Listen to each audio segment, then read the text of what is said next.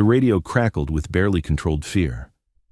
"Overwatch, this is Sierra 4. We're surrounded. 50-plus hostiles. No way out. We need—" The transmission cut off as gunfire erupted through the speaker, the sound of men fighting for their lives in a firefight they couldn't win. Lieutenant Commander Marcus Hayes listened from the operations center, his jaw tight, knowing he was about to lose an 8-man SEAL team to an enemy that had them boxed in perfectly. Then another voice came across the channel, so quiet he almost missed it. Female, calm. "Overwatch, Shadow 1. I have eyes on Sierra 4. 53 hostiles confirmed. Engaging." Hayes felt his blood run cold. Shadow 1 wasn't supposed to be anywhere near that sector. Shadow 1 was a myth, a legend, a classified asset that most people in naval special warfare didn't believe existed. But the sniper rifle report that followed, distant, suppressed, but unmistakable, made him believe. The first enemy fighter dropped before anyone understood what was happening, then the second, then the third. And in a compound in northern Syria where 8 Navy SEALs had been about to die, Staff Sergeant Amaya Ross stepped out of shadows that had concealed her for 6 hours and started eliminating threats with the kind of precision that would become legendary. Before we show you how one sniper changed a massacre into a victory in 12 minutes of shooting that rewrote tactical doctrine, drop a comment telling us where in the world you're watching from. Because what you're about to witness isn't just about marksmanship. It's about the moment a SEAL team learned that sometimes salvation comes from the person you never knew was there. The mission had been straightforward, too straightforward, which should have been the first warning. 8 SEALs inserting into a Syrian compound to capture a high-value target who was coordinating attacks across 3 countries. Intelligence said light security, minimal resistance, in-and-out operation. Intelligence was wrong. The team had been compromised the moment they breached the compound wall. What should have been 5 guards turned into 50 fighters pouring out of buildings they didn't know existed. The SEALs fought their way into a defensive position in a 2-story structure, but they were trapped, surrounded, taking casualties they couldn't afford.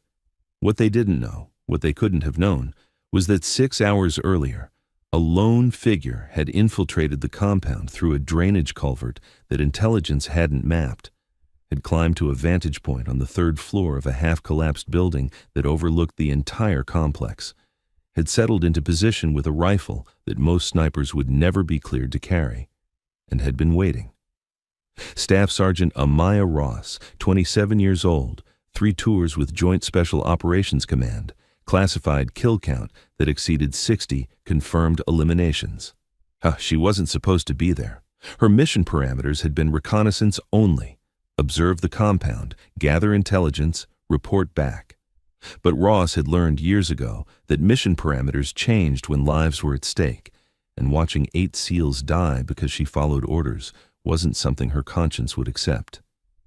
She'd been watching the compound through her scope for 6 hours when the SEALs made their approach, had seen the trap being prepared, the fighters moving into position, the ambush being set.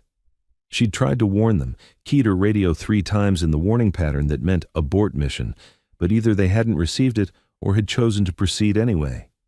Now they were paying the price. Through her Schmidt and Bender scope, Ross watched the SEALs fighting from their defensive position. She could see muzzle flashes from 8 different weapons, all 8 men still in the fight, but barely. Ammunition would run out soon. Medical supplies would run out sooner.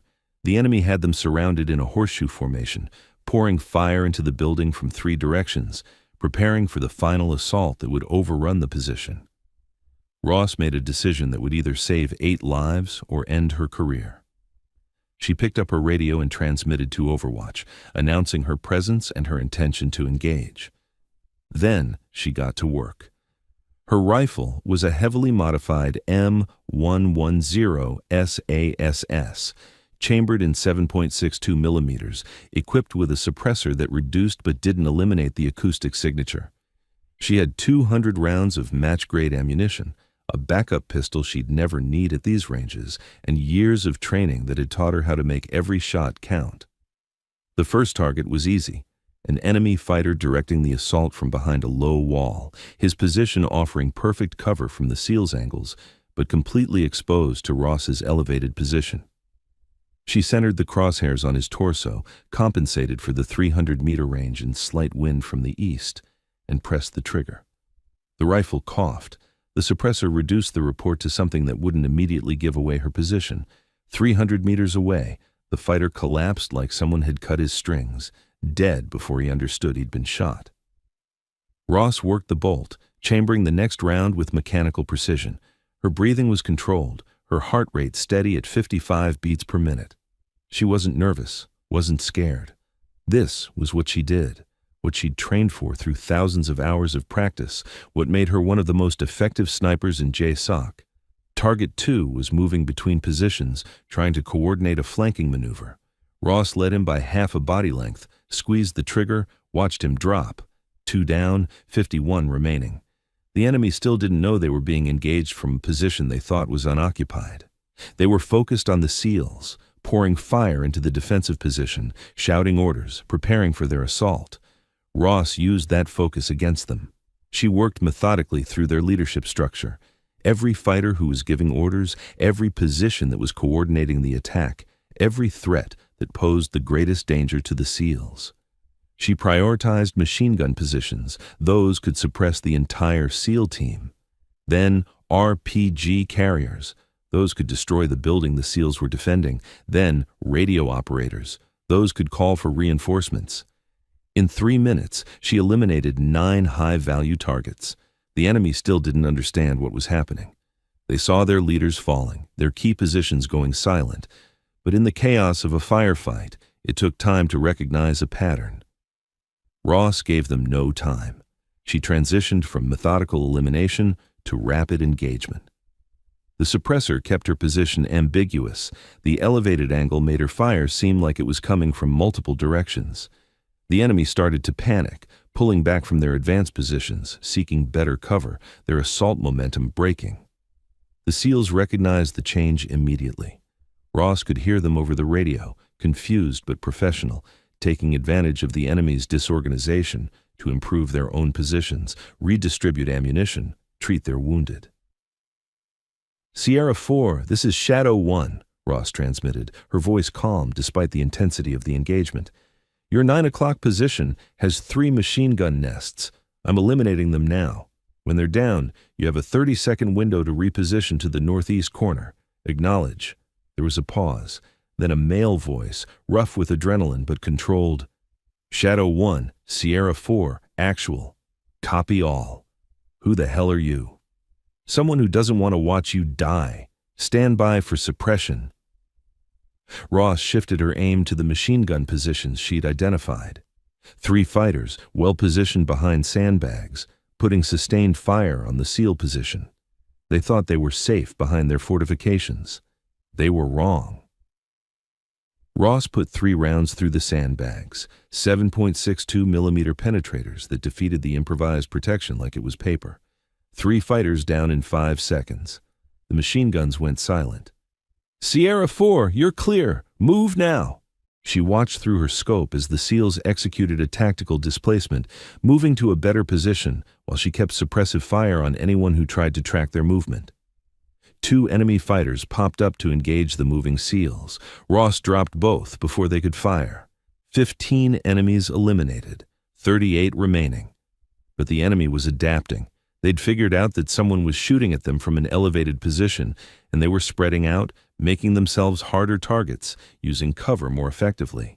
Some were starting to scan the surrounding buildings, trying to identify Ross's location.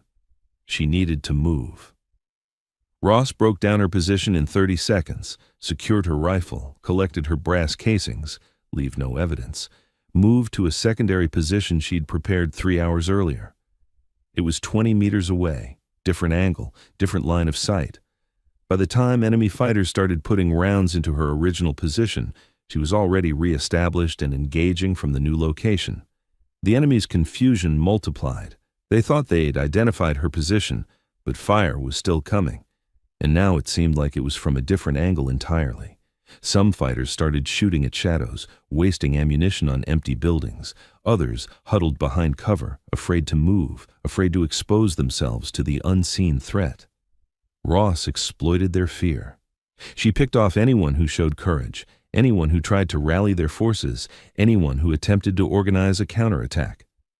Leadership was systematically eliminated, initiative was punished with immediate death, and the enemy force that had been a coordinated assault element began fragmenting into individuals focused on personal survival. Then, things got complicated. A pickup truck with a mounted heavy machine gun came roaring into the compound from the east gate. The .50 caliber gun could tear through the SEAL's defensive position like tissue paper. Ross saw the threat immediately, adjusted her aim, and took the shot that mattered most.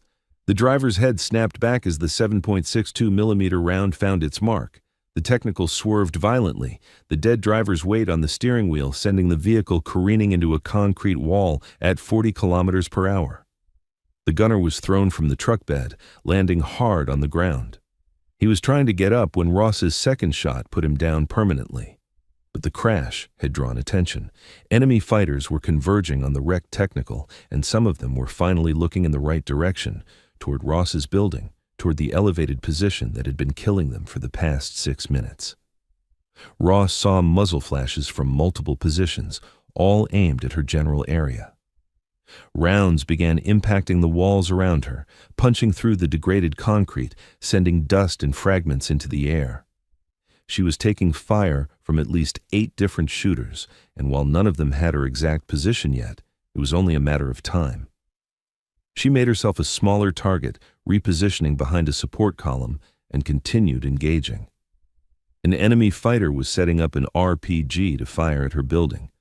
Ross put a round through his chest before he could aim.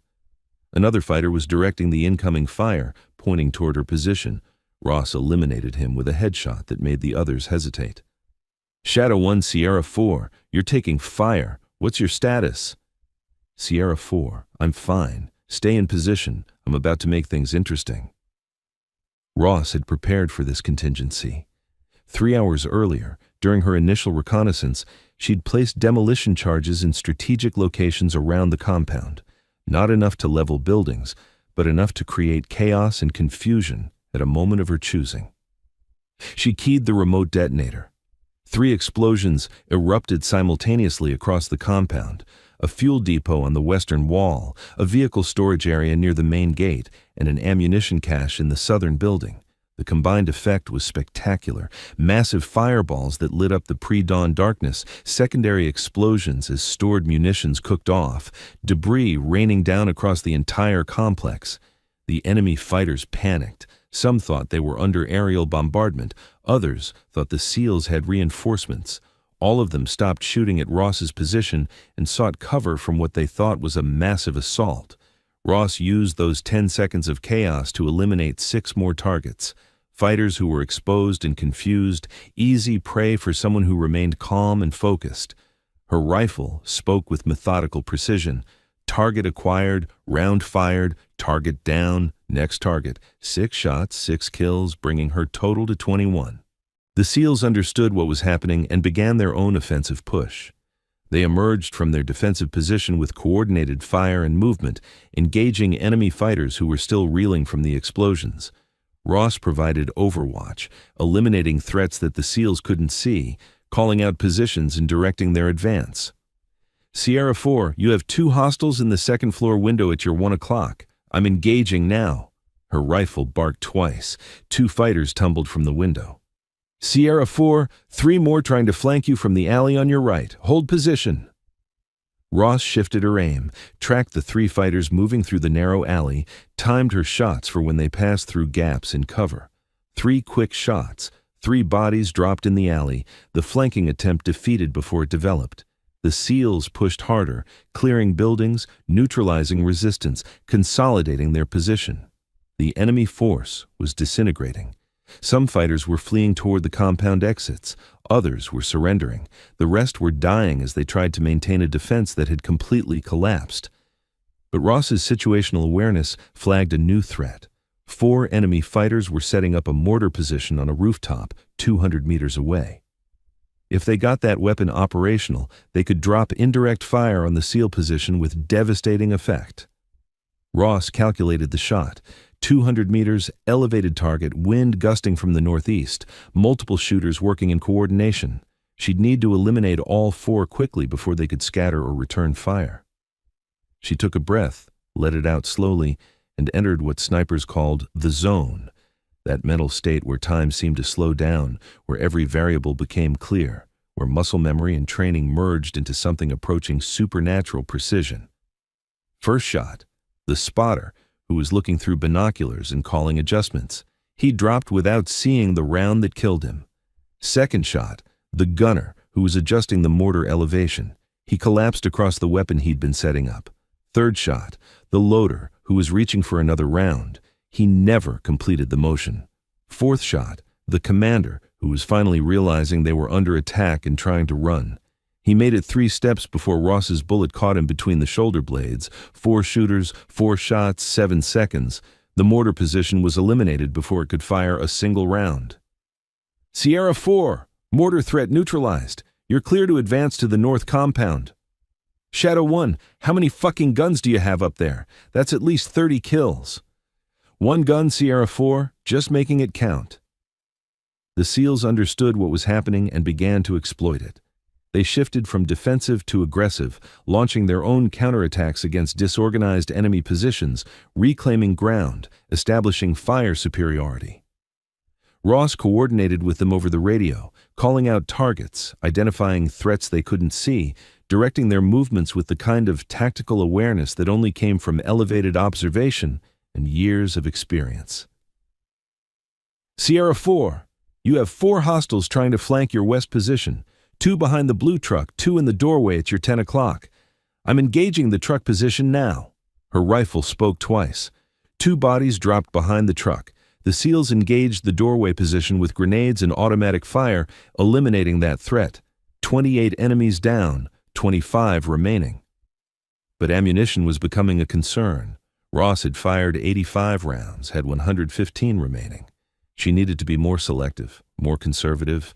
Every shot had to count because the SEALs needed her fire support to maintain their momentum. She shifted tactics, focusing on targets that posed imminent danger to the SEALs rather than targets of opportunity. An RPG gunner lining up a shot on the SEAL position, eliminated before he could fire. A group of fighters preparing to storm the building, 3 quick shots that killed the leaders and broke the assault. A sniper on a distant rooftop targeting the SEALs, 1 round at 400 meters that ended that threat permanently. The enemy sniper had been good, concealed position, good angle, patient. But Ross was better. She'd spotted him from his muzzle signature when he'd fired at one of the SEALs, had calculated his position from the angle of his shot, had waited for him to settle back into his scope for his next shot. When he did, when his silhouette appeared in the scope for just a moment, Ross fired. The round crossed 400 meters in under a second, found the enemy sniper's head, and eliminated someone who might have killed multiple SEALs if Ross hadn't been there. The SEALs were pushing now, clearing buildings, consolidating positions, turning a defensive disaster into an offensive success. But the enemy still had numbers, still had fighters willing to die, and the battle was far from over. Then Ross saw him, the high-value target, the man this mission had been about, trying to escape through a back exit with 4 bodyguards. He was abandoning his fighters, leaving them to die while he fled to safety. Ross made a decision. She could keep supporting the SEALs, or she could complete their original mission objective. She chose both. Sierra 4, primary target is exfiling through the north compound exit with 4 security. I'm engaging. You have 12 hostiles remaining in the main compound. Can you handle them? Shadow 1, Sierra 4, we've got it. Take the shot. Ross shifted her aim to the fleeing group. Range, 450 meters. Targets moving at speed, weaving between obstacles. Professional security detail that knew how to protect a principal. This wouldn't be easy. She started with the bodyguards. They were threats, and they were blocking her shot at the primary target. The first one went down cleanly, a center mass shot that dropped him instantly. The others reacted professionally, forming a protective shield around their principal, moving faster, making themselves harder targets. Ross adjusted, leading her targets, timing her shots to when their movement patterns exposed vulnerabilities. Second bodyguard down, caught him during a turn when his body armor didn't cover his side. Third bodyguard down, headshot when he looked back to check their six. The fourth one was exceptional, using cover effectively, staying close to the principal, making a clean shot nearly impossible. So Ross shot him through the vehicle he was hiding behind. The 7.62mm round punched through the car door, through the bodyguard's torso, through his spine, and into the engine block behind him. He collapsed, blood spreading across the dusty ground, leaving the high-value target completely exposed and alone. The man realized his situation and ran. Sprinted for the compound wall with the kind of terror that came from knowing death was stalking him. He was fast, probably had been a fighter himself before becoming a coordinator, and he moved with the kind of evasive patterns that suggested training. Ross tracked him through her scope, compensating for his speed and erratic movement, waiting for the moment when his pattern became predictable. It came when he approached the wall. He had to commit to his path, had to stop weaving, had to focus on the climb. Ross led him by 2 body lengths, exhaled slowly, and squeezed the trigger with the kind of gentle pressure that came from years of training. The round flew true, caught the high-value target in the upper spine, and dropped him 15 feet from the wall he'd been trying to climb. The mission objective, completed by someone who wasn't even supposed to be on the mission. Sierra 4, primary target is down. Confirm kill from your position when able. Shadow 1, moving to confirm now, and seriously, best shooting I've ever seen. Ross smiled slightly but kept scanning for threats. The battle wasn't over until every hostile was neutralized or had fled. She continued to provide overwatch while the SEALs cleared the remaining fighters, eliminating 3 more enemy combatants who tried to ambush the team during their clearing operations, each one dropping before they could fire at the SEALs who'd never seen them. One fighter had been particularly dangerous, concealed in a destroyed vehicle with a clear angle on the SEAL point man, finger on the trigger of an RPG that would have killed at least 2 Americans. Ross saw him a half-second before he fired, put a round through the tiny gap between his cover and his position, and watched him slump forward, the RPG falling unfired from dead hands. 35 enemies killed. 18 fled into the Syrian countryside where they'd spend the rest of their lives knowing that an American sniper had destroyed their entire force. 8 Navy SEALs survived what should have been a massacre. When the compound was finally secure, when the last hostile had either died or retreated, Ross broke down her position and prepared to exfiltrate. She'd been in position for nearly 7 hours, had engaged in one of the most intense sniper operations in recent memory, and had saved 8 lives while completing a high-value target elimination that would disrupt enemy operations for months. She was packing her equipment when her radio crackled. Shadow 1, Sierra 4 actual. We'd like to meet our guardian angel. What's your position? Ross hesitated. She'd been trained to avoid direct contact with the units she supported, to remain in the shadows, to complete her mission without recognition or acknowledgement. But something about the way the SEAL team leader had said it, the genuine gratitude in his voice, made her reconsider. Sierra 4, I'm moving to the compound north wall. 5 minutes. She descended from her hide position, moving through the compound with the kind of tactical awareness that kept her alive through 3 combat deployments. Even with the enemy defeated, training dictated caution. She cleared corners, checked for stragglers, kept her rifle ready even though the probability of contact was minimal. The SEALs were waiting at the north wall when she arrived. 8 men, dirt-covered, blood-stained, exhausted, but alive. They looked at her with expressions that ranged from gratitude to disbelief. Ross was 5'6", maybe 130 pounds, young enough to be underestimated by people who didn't know better. She was carrying a rifle that weighed nearly 20 pounds with ammunition and optics, wearing tactical gear that added another 30 pounds, and she didn't look like she'd just fought a battle that had left 35 enemy fighters dead. The team leader stepped forward. He was mid-30s, weathered, with the kind of eyes that came from seeing too much combat.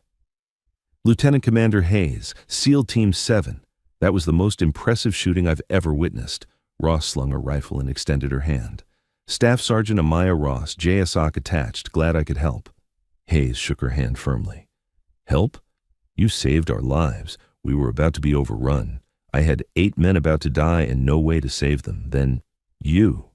He gestured at the compound, at the bodies scattered throughout, at the evidence of precision shooting that had turned impossible odds into a tactical victory. Where the hell did you come from? I've been here for 6 hours, Ross replied simply. Reconnaissance mission. When I saw you insert, I tried to warn you off. The compound was more heavily defended than intelligence indicated. We got no warning, Hayes said, frowning. Radio interference, probably. By the time I realized you weren't receiving, you'd already committed. Ross shrugged. At that point, mission parameters changed. I could watch you die, or I could engage. Chose to engage. One of the other SEALs, a younger operator with a Texas accent, spoke up. Ma'am, I counted at least 35 hostile kills in 12 minutes from concealment while coordinating our movements and completing the primary mission objective. That's not just help. That's goddamn miraculous. Ross didn't respond to that. Didn't know how to respond to praise that seemed excessive, even if it was technically accurate. She'd done what needed doing, used skills that had been refined through years of training, and had achieved results that training made possible. Your team performed well under pressure, she said instead. Maintained discipline, took advantage of opportunities I created. Good tactical awareness despite being outnumbered and outgunned. Hayes smiled slightly. Is that your way of saying we're not completely incompetent? That's my way of saying you're SEALs. I'd expect nothing less. Ross checked her watch. Extraction window opens in 20 minutes. We should consolidate and move to the LZ. Agreed. Hayes turned to his team. Gear up. We're moving in 10.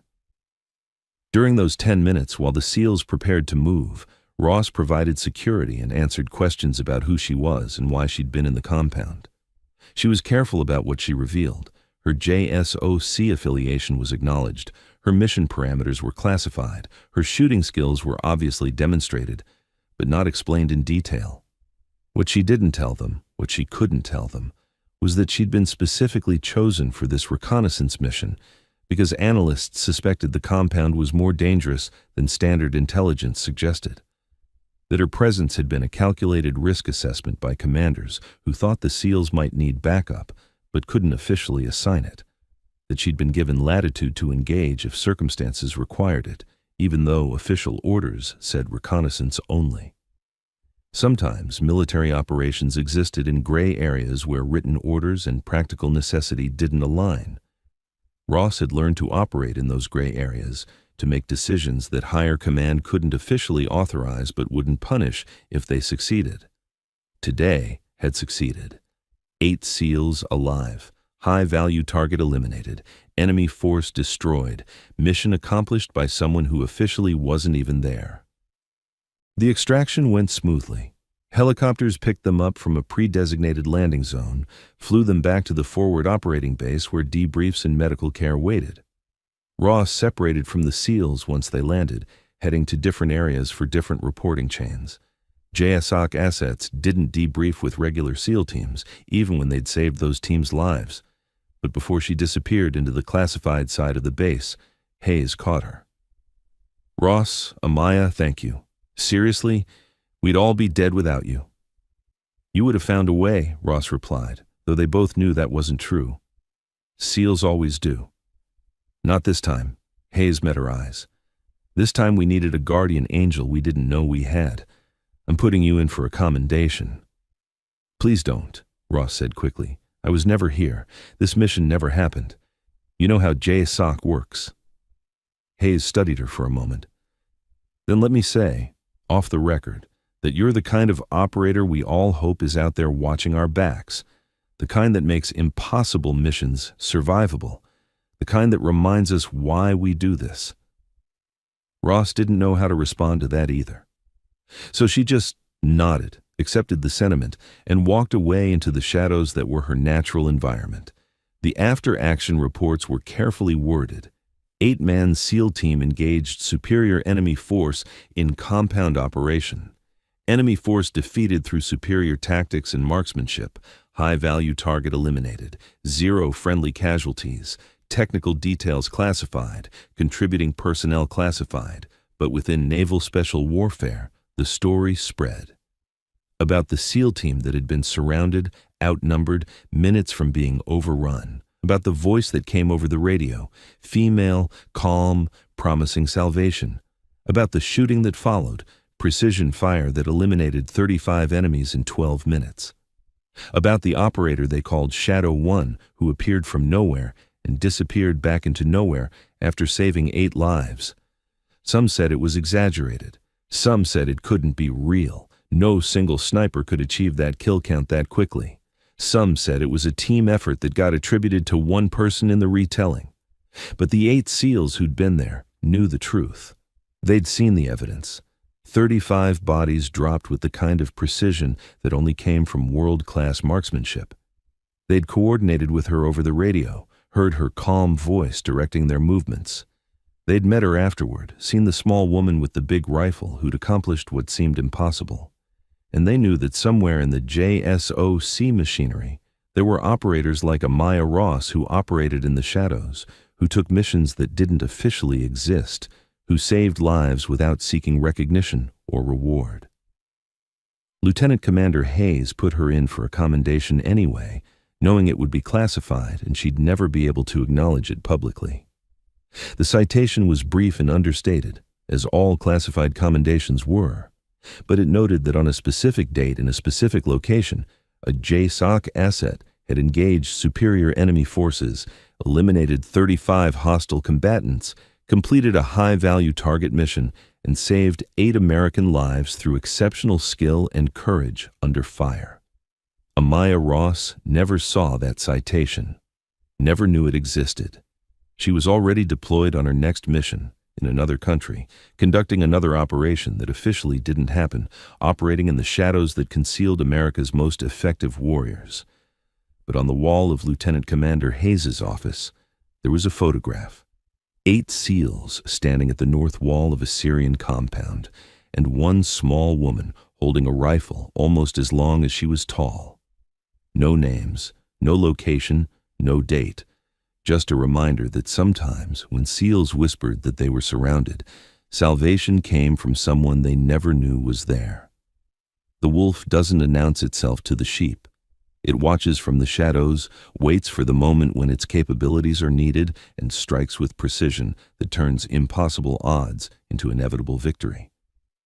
Amaya Ross was that wolf, the silent guardian, the hidden protector, the sniper who emerged from shadows to change everything.